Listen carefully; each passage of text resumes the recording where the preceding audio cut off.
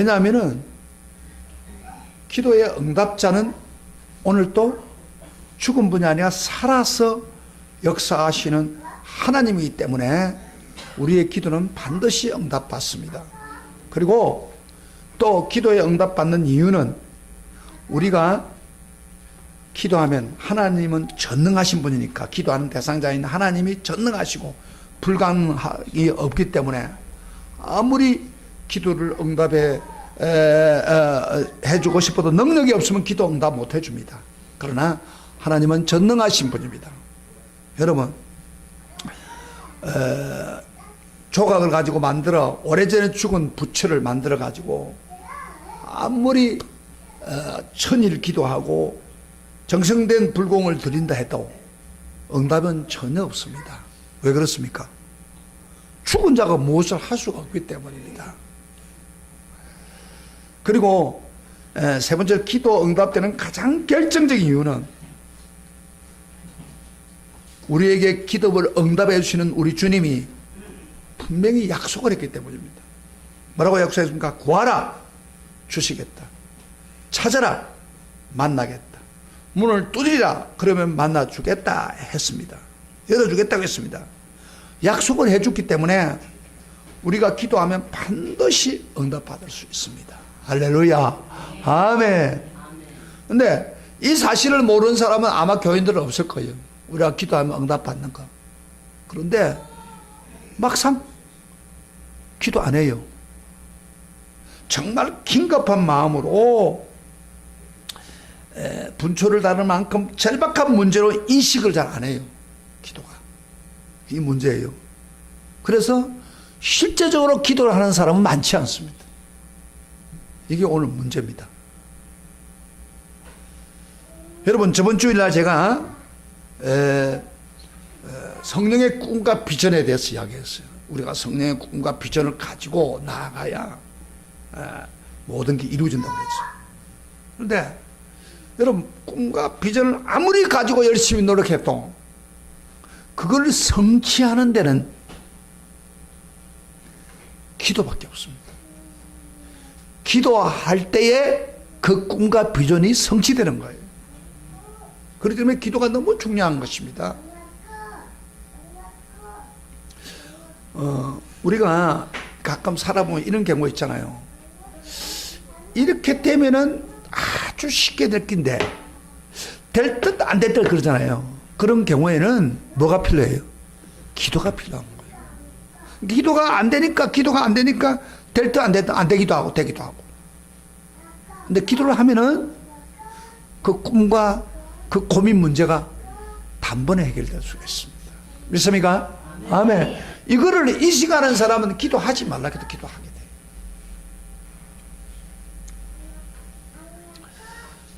그래서 사도 바울은요, 이 자기의 비전에 대해서 2번을 연속해서 말씀했습니다. 꿈과 비전에 대해서.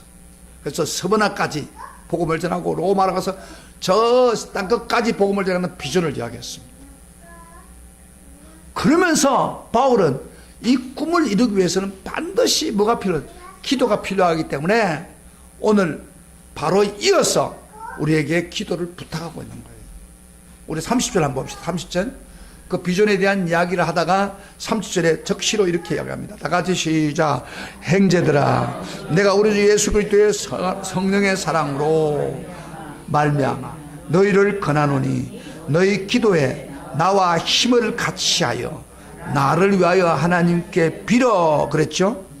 예, 우리 예수 그리스도의 그리스도와 성령의 사랑으로 말미암아 너희를 권하노니 빌어라. 이 본문을요 자세히 분석해 보면 굉장히 바울은 긴급한 것을 우리에게 말하고 있습니다. 긴급하게 기도를 부탁하고 있는 거예요. 자, 예를 한번 들어볼게요. 그 본문을 한번 분석해 볼게요. 바울은 누구 이름으로 기도하라고 했죠?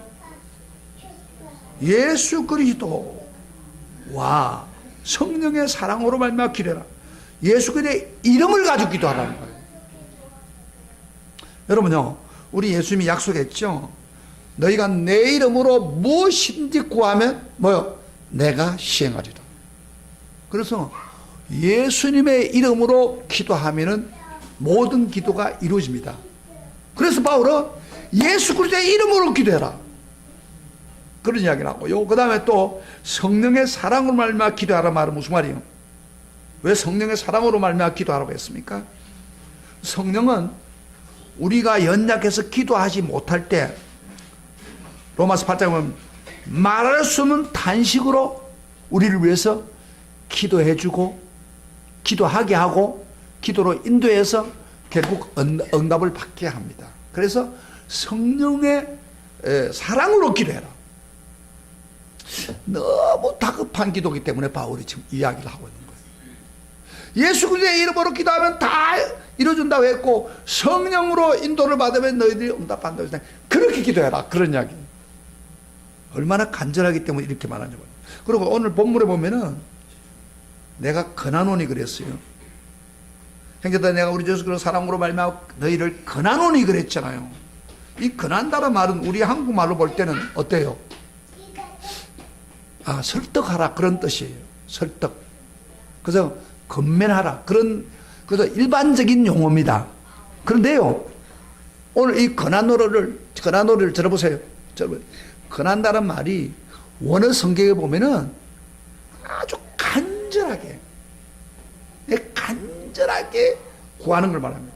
제발 기도해 주세요. 꿈을 꾸는 시간이 없습니다 하고 팽팽한 긴장감과 강한 요청이 그 말씀, 그 원어 속에 들어있는 거예요.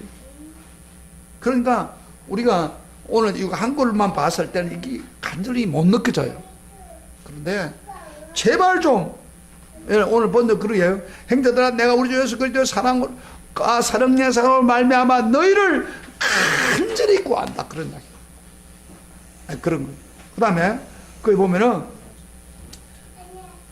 나와 힘을 같이하여 하나님 기도하라고 했어요. 나와 힘을 같이 했어요. 다시 말하면 무슨 말이냐면요, 바울이 지금 아주 긴급하게 전력을 다해서 생명을 다해 실험하듯 기도하는 그런 기도 태도로 나를 위해서 기도해달라, 그런 이야기예요. 지금 얼마나 긴박하기에. 여기 힘을 다하라 말은 전투 용어입니다. 사생결단에서 달라드는 거예요. 집중해서 힘과 정성과 열정을 쏟아가지고 나를 위해서 좀 기도해 주시오, 그런 이야기입니다. 그래서요, 보세요. 바울은 비전에 대한 이야기, 꿈과 비전, 복음을 전하겠다는 그 말을 하고 난 후에 이거를 이루려고 하면은 여러분들이 긴급하게 기도해 줘야 된다, 그런 이야기. 예수 이름을 가지고 성령의 능력으로 기도해 줘야 된다. 그걸 지금 3절에 절절하게 표현되고 있습니다. 너무 바울은 다급하기 때문에. 그러면 바울이 다급하게 기도한 그 이유가 뭡니까? 우리가 그 31절부터 32절까지 나오죠. 자, 봅시다. 오늘 같이 읽어봅시다. 바울이 뭘 급해가지고 이렇게 다급하게 기도하느냐. 31절부터 30절까지 같이 보겠습니다. 시작. 나로 유대에서 순종하지 않은 자들로부터 건짐을 받게 하고 또 예루살렘에 대해서 내가 섬기는 일을 성도들이 받을 만하게 하고 나로 하나님의 뜻을 따라 기쁨으로 너희에게 나아가 너희와 함께 편히 쉬게 하라. 21절부터 31절부터 32절까지는 세 가지 기도가 나와요. 이게 너무 중요하기 때문에 지금 다급하게 바울이 긴급 기도를 부탁하고 있는 거예요. 자, 첫 번째 기도는 뭐야? 우리가 세 가지를 한번 정리해 봅시다. 첫 번째 기도 뭐죠? 하나님의 보호를 위해서 기도합니다. 따라합시다. 하나님의 지키심과 보호하심을 위해서 기도했습니다. 31절에 보면 이런 말이요. 유대에 순종하지 않은 자들에게 구원하게 하시고, 순종하지 않은 사람을 우리가 영원히 구원받는 그런 구원이 아닙니다. 에? 여기 유대에 순종하지 않는 사람들이 바울을 대적하고 있는데 그들의 손에서 나를 구원해달라, 그런 뜻이에요. 이렇게. 그래서 바울이 늘 생명의 위협을 느끼고 있습니다. 지금 예루살렘으로 안 가고 바로 로마로 갈 수 있는데 예루살렘을 꼭 올라가야 될 이유는 그 헌금을 전달할 사람이 없어요. 그래서 바울이 직접 이방인들에게 유대인들이 너무 어려우니까 그들에게 헌금을 부탁해가지고 헌금을 받아가지고 지금 생명이 위협을 느끼면서도 헌금을 모아 갖다 주려고 합니다. 굉장히 어려운 상황입니다. 만사를 제쳐놓고 직접 예루살렘 가기로 결단했는데 지금 바울은 예루살렘에 간다는 것은 사자 굴속에 들어가는 건 똑같아요. 여러분요, 기회가 있으면은 예루살렘에 있는 유대인들은 바울을 죽이려고 했습니다. 열성분자들이. 그래서 도처에 숨어 있고 교회 안에서나 교회 밖에서도 막 넘쳐납니다. 바울을 죽이려 호심탐탐 노리고 있는 겁니다. 바울은 그걸 알았어요. 여러분, 소아시아 지방은 로마 법 아래에 있기 때문에 함부로 사람을 죽이지 못해요. 그러나 이들은 이렇게 생각합니다. 예루살렘만 오면, 성문 안에만 들어오면 그놈 한 놈 죽이는 것은 문제가 아니다, 이렇게 생각하고 있는 사람들이에요. 그러면 왜 적대한 유대인들이 바울을 죽이려고 했습니까? 여러분, 이유는 간단합니다. 여러분, 로마서 전체로 읽어보면요, 유대인들은 바울을 죽이려는 이유가 분명합니다. 바울이 전한 복음 자체가 그들에게 걸리는 거예요. 바울이요, 이렇게 전도합니다. 사람들이 어떻게 전하나 보세요. 형제자매들, 구원받기를 원하십니까? 죄 용서받기를 원하십니까? 그렇다면 예수님을 믿으십시오. 그 다음에서 이렇게 말합니다. 율법에 매일 필요가 없습니다. 율법을 아무리 지켜도 구원받지 못합니다. 당신을 위해서 십자가에 죽으시고 3일 만에 부활해서 우리 구주가 되셨습니다. 예수님은. 그러니까 그분만 믿어야 구원받습니다. 율법 지키지 못해도 큰 문제가 안 됩니다. 율법이 우리를 구원하지 못합니다. 오직 예수만 믿어야 구원받습니다. 이렇게 복음을 전했어요, 바울은 가르고마다. 근데 우리 성도들에게는 이 말이 맞아요, 안 맞아요? 맞아요. 뭐 그것이 맞죠? 율법을 가지고 구원받는 게 아니에요. 예수만 나의 구주로 믿으면 구원받는 거예요. 믿으십니까? 네. 믿으십니까? 그렇게 마음으로 진실히 믿는 사람은 구원받는 거예요. 그럼 우리에게는 문제가 없어요. 그런데 그 당시 유대인들에게는 이게 큰 문제예요. 유대인들은 어떻게 해요? 율법을 의지하고 살아온 유대인에게 매우 어창게 들리는 겁니다. 그리고 유대인들의 비를 상하게 하는 소리입니다. 그게, 야, 저놈 봐라, 하나님 율법을 안 지켜도 된다고 가르치는구나. 구원받는데 율법에 전혀 소용없다고 하는구나. 저거 가만두면 안 되겠다. 가만두었다는 큰일 나겠다. 우리 율법의 근위를 땅에 떨어뜨리고 우리 유대인들 채통이 말이 아니게 만들 위험이 있다. 그래서 바울을 적대하는 유대인들은 저 위험한 놈을 살려둬서는 안 되겠다, 그렇게 생각했습니다. 그래서 바울이 이번에 예루살렘 올라온다 하니까 어떻게 하면 잡아 죽이려고 생각한 거예요. 바울이 지금 그렇게 올라가고 있는 중에 로마서를 쓰면서 그 알지도 못한 로마 교인들에게 지금 기도해 달라는 거예요. 긴급하게 기도 요청하고 있는 거예요. 바울이 얼마나 그 위험하고 심각했는지 사도행전을 읽어보면요, 예루살렘을 올라가는 직전에 에베소 교인들을 앉혀놓고 자기가 마지막이 될지는 모른다는 위기감을 가지고 이런 말을 했습니다. 우리 한번 성경 한번 찾아봐요. 사도행전 20장 22절부터 24절. 지금 그 에베소 교인들에게 설교하고 난 뒤에 이런 이야기를 하고 있어요. 사도행전 20장 22절부터 24절 같이 읽읍시다. 성경 찾아오는데 보려고 생각도 안 하는 사람도 있네. 어쨌든 성경 한번 보세요. 확인해 보세요. 얼마나 바울이 예루살렘 올라가면서 위기를 느꼈는지. 자, 20장 22절부터 24절 시작. 보라, 이제 나는 성령에 매여 예루살렘으로 가는데 거기서 무슨 일을 당할지 알지 못하노라. 오직 성령이 각 성에서 내게 정언하여 결박과 환난이 나를 기다린다 하시나니 내가 달리 그것과 주 예수께 받은 사명 곧 하나님의 은혜의 복음을 증언하는 일을 마치려면 나의 생명조차 조금도 귀한 것으로 여기지 아니하더라. 여러분요, 바울은 노골적으로 지금 느낍니다. 성령께서 직접 바울에게 무엇이 온다고요? 환난과 결박이 온다. 잡힌다 이 말이야. 그러니까 지금 바울은 그럼에도 불구하고 내가 죽을 각오하고 올라간다, 지금 이야기해요. 굉장히 큰 위험을 좀 감지하고 있어요. 그러니까 바울이 지금 로마 교인들에게 나를 위해서 기도해 주세요. 유대인의 손에서 구원받게 건져줄 수 있게 좀 기도해 주세요. 그 이야기예요. 부탁하는 거예요. 이 긴급한 기도 아니겠습니까? 근데 실제적으로 여러분 어떻게 됐습니까? 바울이 가서 예루살렘 올라가가지고 잡혔어요. 성전 잡혀가 성전에서 잡혀가지고 사람들이 찢어 죽이려고 그랬어요. 막 그 두드리 패고 그리고 막 잡아가지고 이제 사람을 죽이는데 성전 안에서 죽일 수 없어요. 성전을 벗어나서 성전 밖으로 끌고 가는 거, 찔찔 끌고 가는 거예요. 그때 천부장이 그 소식을 들었기 때문에 바울을 건졌습니다. 그리고 바울을 어깨에 메고 그들에게 빼앗아서 어깨에 메고 갔었던 사도행전 우리가 25장 4장에 있잖아요. 그렇죠? 완전히 죽게 된 거예요. 그리고요 바울을 죽이려고 40명이 완전히 그 결사대가 생겨가지고 바울을 죽이지 않으면 자기들 음식 안 먹겠다 할 정도로 맹세한 결사대가 있습니다.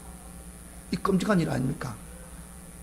그러니까 이런 사망의 생명의 위험을 받는, 그렇기 때문에 다급히 기도할 수가 없습니다. 그런데 놀라운 사실은요, 바울의 기도와 바울이 왜 중보 기도하는 것 때문에, 바울이 이 편지를 보낼 때, 로마서를 써가지고 보낼 때는 고린도에서 편지 써가지고 베베라고 하는 집사를 통해서 로마 교회에 연결되었으며, 그런데 아마 지금 바울이 지금 이렇게 에베소 교회를 지나서 이렇게 지금 로마로 예루살렘 올라갈 때 벌써 전달이 되었습니다.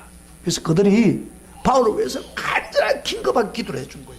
그 기도 때문에 바울이 찢겨 죽지 않고, 그 기도 때문에 바울이 지금 40명의 결사대가 모의를 해가 죽이려고 할 때 하나님이 보호해주고 들통나서 보호하게 해준 것입니다. 사도행전에 있는 거 아닙니까? 그렇죠? 그렇죠? 그러니까 이렇게 간절하게 기도하는 기도 중보 때문에 바울을 건져주었습니다. 할렐루야, 할렐루야. 사랑하는 성도 여러분, 우리가 이 세상을 살할 때 미래에 위험한 일이나 어려움이 안 옵니까? 안 옵니까? 안 온다고 생각하는 사람 손 드세요. 아니에요. 다 옵니다. 예수 믿는다고 안 오냐? 아니에요. 위험하고 정말 위험한, 어떤 사람은 무슨 병에 걸릴 수도 있고, 어떤 사람은 길을 지나가다가 위험을 당할 수 있고, 가정에 문제가 생기면 반드시 옵니다. 예수 믿는 사람이라서 지어야 된다고 성경은 말하지 않습니다. 자세요? 그럴 때 어떻게 해야 돼요? 그럴 때 어떻게 해야 돼요? 합심해서 기도해야 됩니다.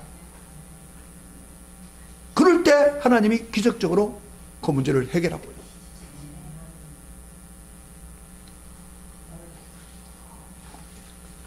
저는 컬링 오늘 몇 대 며칠 됐어요. 나는 보지 않는데 여기 와서 보니까 2대 7까지 였더라고.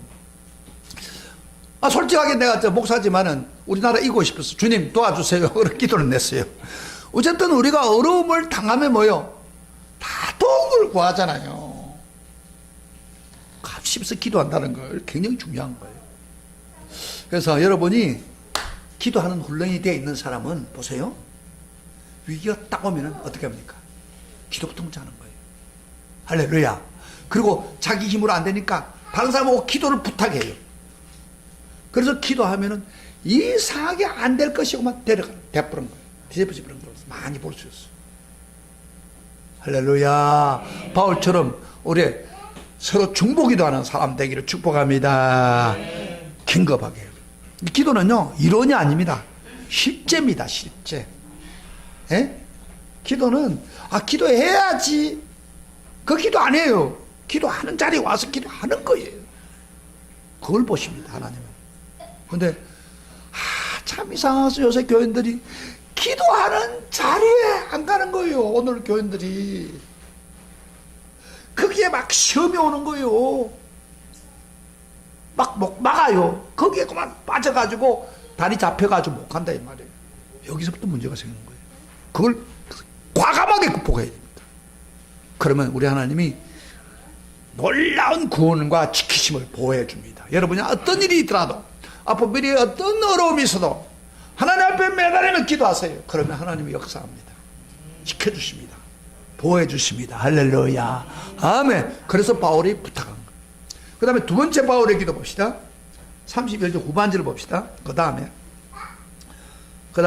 또 예루살렘 시작. 예루살렘에 대하여 내가 섬기는 일을 성도들이 받을 만하게 하고, 유대인들에게 나를 구원해주고 그런 말만 하는 게 아니고 또 하면서 예루살렘에 대해서 내가 섬기는 일을 성도들이 받을 만하고. 무슨 이야기예요? 지금 바울이 뭘 가지고 있는 거예요? 구제 헌금을 전달하는데 이 구제 헌금이 전달되는 게 잘못될 수 있는가 하는 불안감 때문에 바울은 기도를 요청하는 겁니다. 여러분, 예루살렘에 구제물을 갖다 주는데 잘 되게 해달라고 기도를 요청하는 거예요. 여러분, 좀 이상하지 않아요? 구제 헌금을 갖다 주는데 뭐 잘못된 게 있냐? 그런 생각이 들잖아요. 근데 왜 그걸 바울이 긴급 기도를 부탁합니까? 로마 교인들에게. 이건요, 여러분, 조금 그 사실을 알면 됩니다. 지금 그 예루살렘 교회는 아주 어려운 처지에 빠져 있습니다. 그래서 구제 헌금을 해서 그들에게 은혜스럽게 전달하려고 하는데, 여러분, 우리가 이 세상을 살다 보면은 이런 게 있잖아요. 세상에 죽어도 좋은 말을 못 듣는 경우가 많잖아요. 잘해주고도 욕 먹는 일이 너무 많지요. 바울의 처한 입장이 지금 바로 그거와 비슷한 거예요. 왜 그러냐면요, 바울을 대적하는 자들은 바울이 구제헌금을 가지고 유대인 교회에 도와주려고 할 때 반대한 겁니다. 그들이. 왜 반대하느냐? 그 이유는 바울이 율법을 가지고 구원받는 게 아니라 예수 그리스도 구원받는 이 운동을 용납하기 때문입니다. 물질을 받으면은. 그래서 그걸 다시 받으려고 안 합니다. 그래서 이렇게 생각합니다. 바울이 가지고 온 구제가 아니라 뇌물이라고 생각합니다. 그걸 받으면은 지금까지 율법을 지키지 않아도 구원받는다는 말을 인정하는, 동조하는 꼴이 된다는 겁니다. 그러니까 우리가 굶어 죽는 한이 있어도 그 돈을 받지 말자, 그런 태도를 가지고 있었습니다. 그러니까 이 구제헌금을 잘 전달해야 되는데, 주는 사람도 기쁘고 받는 사람도 기뻐야 되는데, 이게 안 되면 곤란하죠. 그래서 바울이 이걸 요청한 거예요. 기도로. 그러면 지금 만일 예루살렘 교회가 반대파 때문에 헌금을 받지 않는다면, 바울이 가져가는 헌금을, 바울의 처지가 얼마나 딱하겠습니까? 마게도니아나 아가야 지방에 다니면서 이스라엘이 지금 예루살렘이 어려우니까 헌금 많이 하세요. 그래, 그들 도와줍시다. 우리는 영적으로 은혜를 받았으니까 물질로 돕는 게 당연한 건 아닙니까? 라면서 설득하면서 그들이 없는 돈 한두 푼 모아가지고 헌금을 보낸 이방 교인들이 감정이 얼마나 상하겠습니까? 유대인들이 안 받으면은. 안 그래요? 그렇잖아요. 헌금을 주는데도. 더욱 예루살렘 교회는 이방 교회와 약간 서먹서먹한 관계이기 때문에 바울은 할 수 있으면 이 헌금을 통해서 좋은 관계가 되기 원했던 거예요. 둘 사이에 은혜스럽게 화목시켜서 복음을 활성화하자는데 바울의 의미가 있는데, 그걸 안 주면 어떻게 돼요? 가져갔다가 굉장히 난리가 납니다. 그래서 그걸 위해서 기도해달라는 거예요. 은혜스럽게 전달될 수 있도록. 여러분요, 바울이 지금 이 사회에 갖고 있는 게 성공되기를 원하는데, 여러분, 우리가 교회 생활을 한다든지 불신자 관계, 좋은 관계가 이루어지지 않으면 절대 복음이 전파되지 않습니다. 가족에도 보세요. 내가 가족들을 복음을 전하는데도 잘 안 들어간다. 그 이유가 뭔지 알아요? 그 자세히 보면은 가족 관계, 믿지 않는 가족 관계, 내하고 불편한 관계가 있는 거예요. 뭔가 호의가 있는 거예요. 그게 저래도 넌 안 믿으라고 속으로 그런단 말이에요. 그 사람 무슨 복음을 받아요? 안 그래요? 그래서 인간관계가 잘못되면은 절대 복음이 전파되지 않습니다. 오늘날 교인들은요, 옛날에는 복음을 몰랐기 때문에 절에서 사람들이 받아들였는데, 오늘날에는 교인들이 복음을 안 전하는 게 아니에요. 그렇지만은 많은 관계, 인간관계, 서로 이끈 관계에 걸려있단 말이에요. 예수를 믿는다고 나하고 복음을 전하면서 너 양심 하나 바로 해라 라든지, 아니 그거 가지고 화를 내고 앉아있어. 예를 들어서 우리 인간관계 그럴 수 있잖아요. 사람이 그런 어떤 인간관계가 완만하지 않기 때문에 복음이 전달되지 않습니다. 사도 바울은 그걸 알고 있는 거예요 지금. 여러분, 사도 바울은 지금 이방인 교회와 유대인 교회가 하나가 되었을 때 복음이 활성화되는데 지금 껄끄름한 거예요. 그거를 한몫시키려고 헌금을 가져가요. 은혜스럽게 전달되게 해달라고 그렇게 합니다. 저 같은 경우도요, 제가 목사니까 내 주변에 있는 사람들과 껄끄러운 관계가 되면은 절대 복음을 못 전합니다. 제가 수영장에 수영을 제가 오래 했어요. 하다가 어떤 저 젊은 애가 수영을 하는데 어떤 젊은이가 막 뚱뚱한 분이 왔어요. 그래가지고 그 사람이 수영을 열심히 해가지고 많이 빠졌어요. 그래서 뭐 다른 사람한테도 내가 저분은 저렇게 뚱뚱해도 수영을 많이 하다 보니까 이렇게 막 10몇 킬로가 빠졌다고 막 그걸 뭐 나는 이제 그 사람을 나쁘게 한 게 아니고 다른 사람이 격려를 하기 위해서 그런 이야기를 했어. 자기도 나한테 고백을 했고. 근데 어느 날 그 집 그 젊은이의 그 아들을 데리고 수영장 왔더라고. 근데 아들이 열심히 수영을 하더라고요. 그래서 애들이 수영을 계속 열심히 하니까 참 그 격려하고 싶은 마음이 있잖아요. 그래서 아버지가 잠깐 나가고 난 후에 그 애 혼자 있기야. 너 수영 열심히 하구나, 안 해? 그랬어요. 그래서, 수영 열심히 하는, 너가 아버지처럼 뚱뚱하지 않으려고 지금 그러구나. 근데 이제 이렇게 하니까 그 애가, 그래, 이러더라고. 그런데 문제는, 조금 있다가 이 애가 나가면서 아버지한테, 아버지 뭐 뚱뚱하다고 그렇게 했답니다. 그러는 거야. 그렇게 이야기한 것 같아. 그러니까 조금 있다가 어떠한 집이 다 입주하는데 그 사람이 오더니 뭐, 왜 당신이 나보고 말해? 뚱뚱하다고 그러냐? 그 인상을 빡 쓰면서 막 달라드는 거요. 그 하는 의도는 모르고, 와, 그래가지고 과음을 지르는 거요. 그러니까 여러분, 뚱뚱한 사람들은 뚱뚱한 소리 하면 기분 굉장히 나쁜가 봐요. 에? 그렇죠? 나는 그런 뜻이 아닌데, 가라앉아서 화가 나서 뚱뚱 보고, 막 그렇게 하는 거 아니잖아요. 그런데 그 말을 듣고 화가 나가지고 그러더라고. 그 싸울 수도 없고. 그거 아니라고 해도 막 아닌 거예요. 그래가지고 이제 집에 갔는데, 잠이 안 오는 거예요. 너무 세게 나오니까 그 애가. 옛날 같으면 막 한바탕 해고 싶은 생각이 들더라고, 젊은데. 그런데, 젊은 애가 막 눈에 불을 켜고 막 그런 거야. 그래서 누가 말려가지고 이제 간뒀는데. 문제가 이제 뭐냐면, 앞으로 수영여행 하면 같은 라인에 있어요. 같이 얼굴을 보는 거예요. 그럼 보여야 될 거 아니에요, 그게. 나도 껄끄러고. 그 사람도 무조건 화를 내고 했으니까, 나를 볼 때 얼마나 껄끄러움하겠어요. 그러니까 이게 이제 싸움이 벌어지면 문제가 생기는 거예요, 이게. 가족 관계로. 그래서 내가 하나님 앞에 기도를 했습니다. 그날 밤에. 그날 우리 새벽에 주님. 하여튼 기분 굉장히 나쁜데, 잠도 못 자고 막 그런 입장인데, 이거 어떻게 할까요? 좀 따져가지고 혼을 좀 낼까? 아니면 이거 어떻게 할까? 하나님 기도하였습니다. 하나님, 내가 목사니까 기도하는데, 저에게 기도 응답 즉각 줘봤어요. 어떻게 하냐면은, 이 기도가 이렇게 중요한 거예요. 그런 문제를 놓고 기도하세요. 근데, 야, 너가 목사가 아니냐?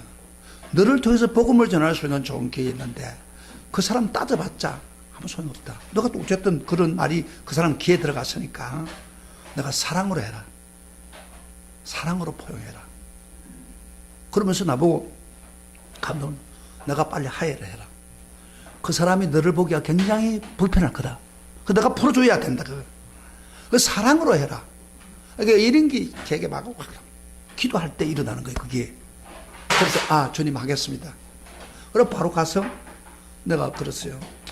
내가 헤아리지 못해서 미안하다겠다고. 막 그렇게 하고 끝나가 버리니까 그날 풀어준 거예요. 근데 제가 참 자존심을 구기가면서 했어요, 사실은. 그러나 하나님이 사랑해라는 거니까 풀어준 거예요.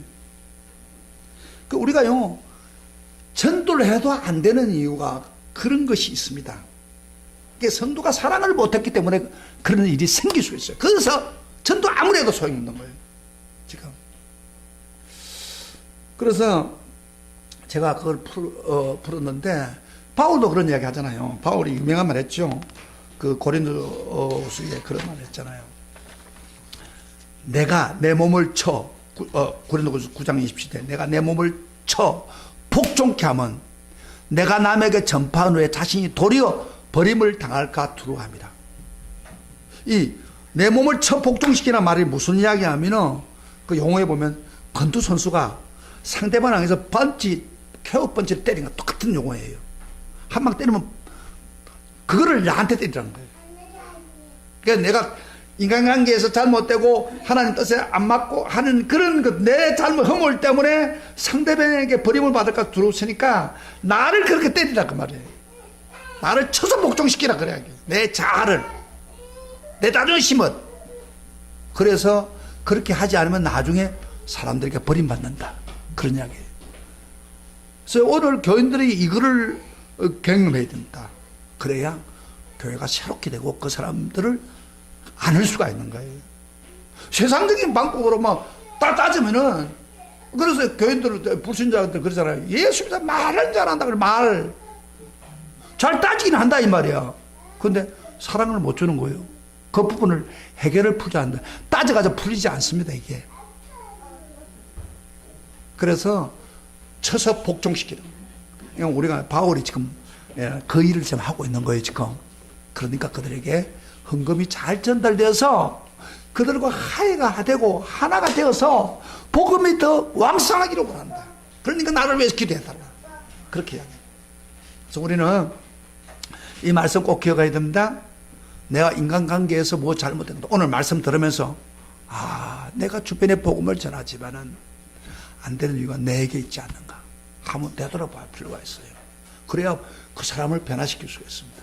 세 번째 기도 한번 봅시다. 우리 32절 다 같이 시작. 나로 하나님의 뜻을 따라 기쁨으로 너희에게 나아가 너희와 함께 편히 쉬게 하라. 이 기도 내용 뭐예요? 세 번째 기도는 로마에 간가지고 빨리 가서 너와 교제를 해가지고 기쁨으로 너와 교제하면서 좀 쉬고 싶다, 그런 이야기예요. 바울은 지금까지 사역을 너무 힘들었습니다. 그래서 빨리 로마 교인들 만나가지고 위로받고 쉬고 싶고 그런 생각이 그에게 인간적으로 있었습니다. 그래서 그렇게 되기를 원했다, 그런 기도예요. 그런데 바울이 이런 기도를 하면서 앞에다가 뭐를 하면 하나님의 뜻을 따라라는 아주 중요한 말을 집어였습니다. 내가 쉬고 싶지만은 하나님의 뜻을 따라 되기를 원한다. 이게 바울의 위대한 사람이에요. 이런 사람.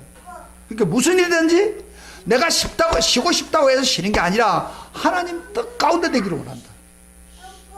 그런데요, 앞에 하고 두 번째 1번, 2번은 구원해주고 보호해주고 그 다음에 아까 헌금을 은혜스럽게 하는 것도 응답이 됐어요. 잘 전달됐어요. 그런데 세 번째 것은 이루어지지 않았습니다. 이런 기도할 때. 그래가지고요, 바울이 한번 보세요. 어떻게 됐어요? 그 말대로 빨리 로마 교인들을 만난 게 아니고, 바울은 가다가 가이사라 옥중에서 2년 동안 옥고를 치르고, 그 다음에 나중에 로마에 가서도 2년 동안 쇠고랑을 차고 감옥살이를 했습니다. 그 로마 교인들하고 친교하는 시간은 없었어요. 쉬는 것 없었어요. 여러분요, 보세요. 때로는 우리가 기도하지만은 하나님의 뜻에 의해서 우리가 당장에 우리에게 이루어지지 않은 게 있잖아요. 내 소원이 좀 쉬고 싶은 것이 안 이루어질 수 있어요. 그러나 그럼에도 불구하고 우리는 낙심하면 안 됩니다. 내 뜻대로 안 돼도 기도하세요. 그러면 하나님이 합력해서 선언을 이룹니다. 사도 바울에게 이 힘이 이루어지지 않았지만은, 친교가 이루어지지 않았지만은 바울에게 왜 감옥을 뒀습니까?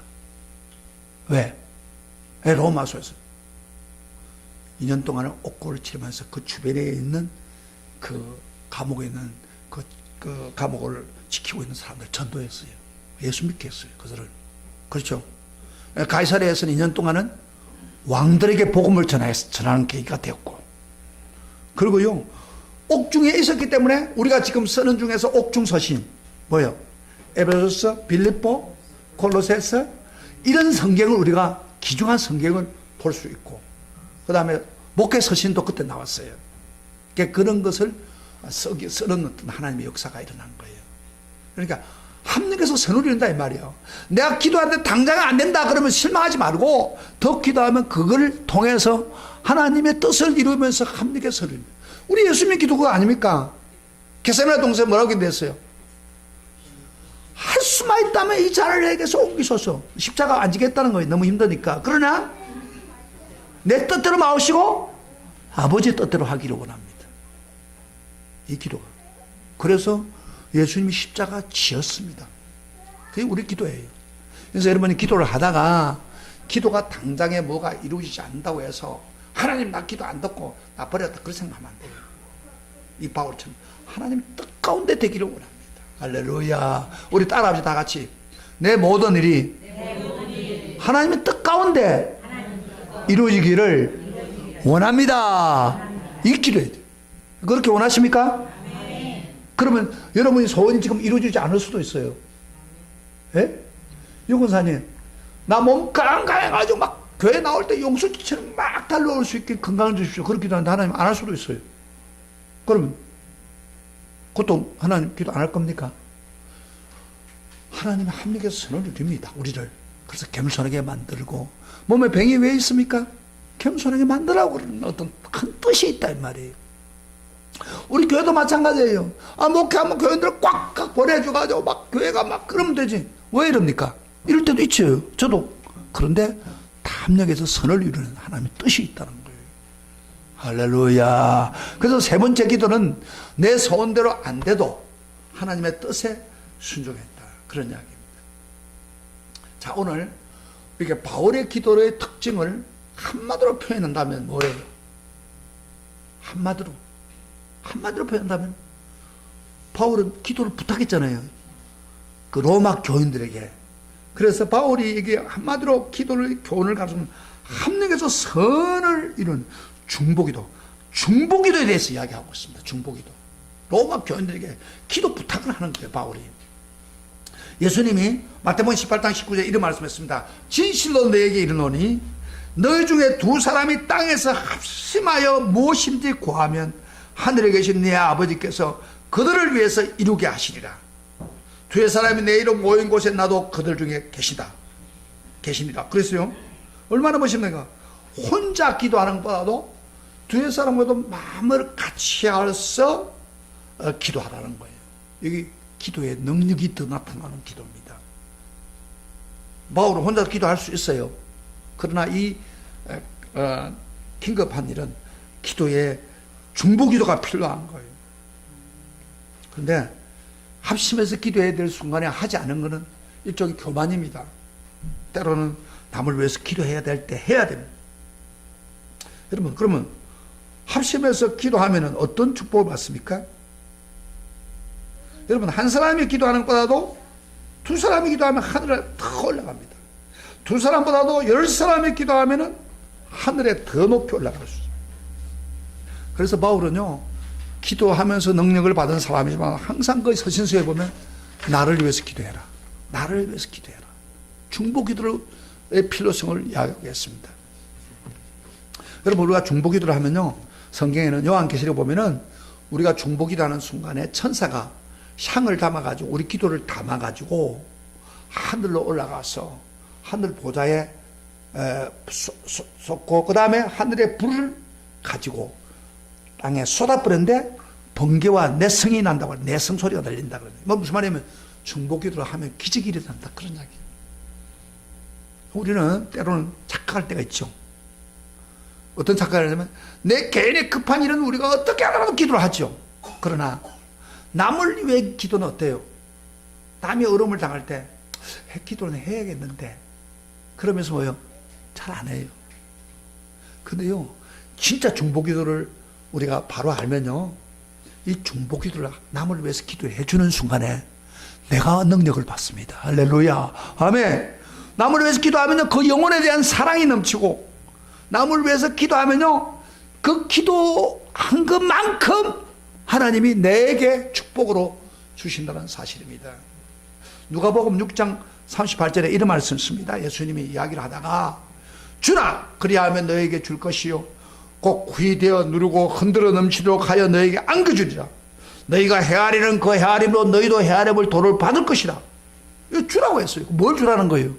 그러니까 앞에 보면요, 27절 올라가면 원수를 위해서 축복하고 기도하라고 교훈을 하면서 지금 그런 거예요. 주라. 무슨 뭘 주라는 거예요? 기도를 주라고 말, 기도를. 중보기도 해라고 말이야. 그러면 하나님이 너에게 후이되어 누르고 흔들어서 너에게 안겨준다고 말이야. 그러니까 중보기도를 하면요, 그 기도의 축복이 내게 옵니다.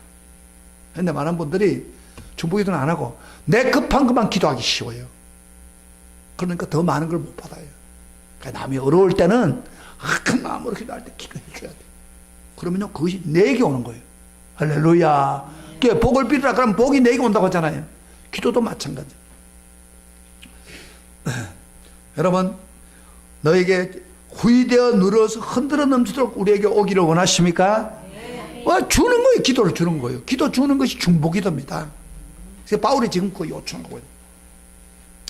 최근에요, 제가 참 한국에 복음을 전하러 오는 그 언더우드 목사, 또 아펜셀라, 제가 아펜셀라 책은 있는데 언더우드에 대한 책을 구하기가 힘들었는데 어떻게 해가지고 이거 한국교회 선구자 언더우드 이 책을 구했습니다. 그게 읽는데 얼마나 감동되는지. 여러분 언더우드 아시죠? 우리 한국의 선교 중에서 두 사람이 왔죠. 감리교 선구 아펜셀라와 장로교 언더우드, 북장로교에서 왔는데 저는 이분들이 그저 아주 훌륭한 분이기 때문에 한국을 기도하다가 그만 이렇게 왔다 그런 생각을 했어요. 그래서 대단한 분이다 그런 생각을 했는데 제가 이 책을 보면서 언더우드와 아펜셀라가 올 수밖에 없도록 한 분이 있어요. 중보기도 하는 사람이 있어요. 누구예요? 이수정이라는 사람. 이수정, 우리 한국 사람이에요. 이분이 그 민비 계통에 그 당시에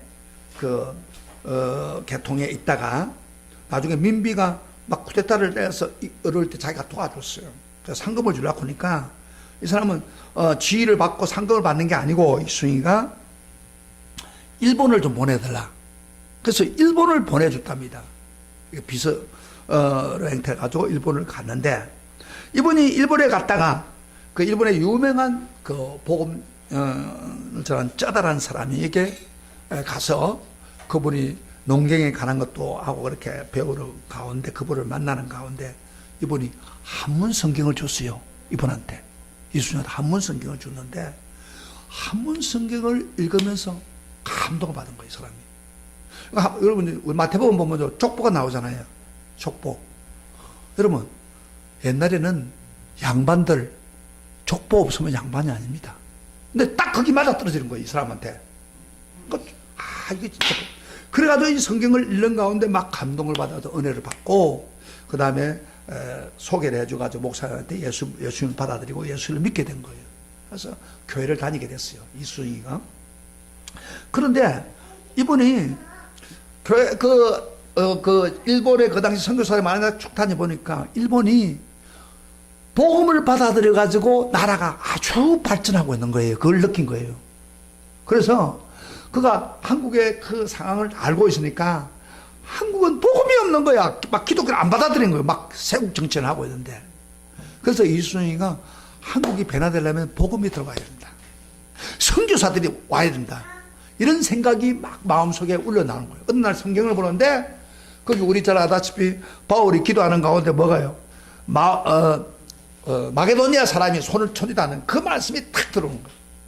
그래서 내가 우리 한국에 복음이 일어나면은 우리가 미국 복음을 받았으면 일본에게 잡아먹지도 않을 건데 그런 생각이 드는 거예요. 그래서 선교사를 미국에 보내야겠다. 그런데 마침 선교지가 있어가지고 선교지에다가 이 사람이 한국 사람 대표로 영어로 가서 썼답니다. 선교 이래저래 한국이 1000만인데 한국에 복음 전하는 선교사가 필요합니다. 지금 한국은 복음을 들을 준비가 되어 있습니다. 이런 식으로 보냈는데 그거를 그 신문을 보고 감동을 받은 어떤 사람 하나가 그 5,000달러를 내놓고 누구든지 선교사가 2년 동안 쓸 거, 두 사람이 2년 동안 쓸 거를 미리 돈을 낸 거예요. 그래서 감동을 받고. 그래가지고 그 결과로 언더우드와 아펜셀라가 온 거예요. 그러니까 우리가 보세요. 그 두 분이 와야 한국을 변화시켰잖아요. 우리가 복음을 들은 건 이수정이라고 하는 사람이 중보기도 하면서 한국을 변화시켜달라고 막 간절히 기도하고 그것을 행동했을 때 하나님이 감동을 줘서 그들을 오게 만드는 거예요. 그건 저절로 온 게 아니에요. 이 중보기도가 이렇게 중요한 거예요. 만약에 그 이분이 안 했다면 한국의 복음이 아직도 전파되지 않을 수도 있어요. 그래서 우리는 아펜셀레나 언더우드도 중요하지만은 이것을 기도해서 그들을 오게 만들었던 사람. 중보기 돼가지고. 이 굉장히 중요해요. 한 사람의 중보기도가 밤낮 기도하고요. 그리고 이 사람이 마가복음을 한국말로 번역을 했어요. 번역을 해가지고 인쇄를 해가지고 선교사들 오는 손에 마가복음을 들려준 거예요. 그래서 복음을 전해야 되잖아요. 그걸 말씀 피고야지 성경을. 자기가 성경을 보고 감동받았으니까. 그래가지고 이분들이 열심히 기도하는 가운데 지금 한국에 복음을 그들이 와가지고 훌륭한 선교사들이 왔잖아요. 그 다음에 계속해서 선교사들이 오게 됐죠. 그래서 한 사람의 중보기도가 한국에 복음이 없는 나라를 복음화시키는데, 잘 보세요. 오늘 우리가 북한을 통일하고 북한의 복음화를 위해서 기도할 때 우리가 한 마음이 되어서 정말로 북한을 위해서, 통일을 위해서, 그 나라의 복음을 전하기 위해서 중보기도를 한다면 어떻게 될까요? 어떻게 될까요? 예? 북한이 변화될 수 있다니까요. 통일되고 그들이 복음을 더 새롭게 돌아올 수 있다면 한 사람의 기도도 세상을 변화시키는데, 우리 성도들이 하나가 되어서 계속 기도하세요. 과거에는 그렇게 했어요, 사실은. 근데 다 기도를 지금 안 합니다. 이 청계산 기도에도 사람들이 많이 어려운데 지금 청계산 기도 안 한 사람들이 많아요. 그래서 우리가 중보 기도가 얼마나 중요하죠. 좀 우리 한국에 지금 북한과 이렇게 좋은 관계를 가질 때 이때 하는 역사가 일어나게 되더라고요. 우리 중보 기도 합시다. 그러면 놀라운 일이 벌어질 줄 믿습니다. 이게 바울이 우리에게 가르친 이 중보기도, 강력한 중보기도를 올리면 천사가 와서 그걸 받아가지고 하늘에 올려서 보좌에 쏟아낼 때에 기적이 일어나고 능력이 나옵니다. 할렐루야. 그렇게 되기를 축복합니다. 이 중보기도에 참여하시는 우리 모두가 되시기를 축복합니다. 아멘. 자기 혼자만 기도하지 마시고 중보기도, 나라를 위해서 기도하고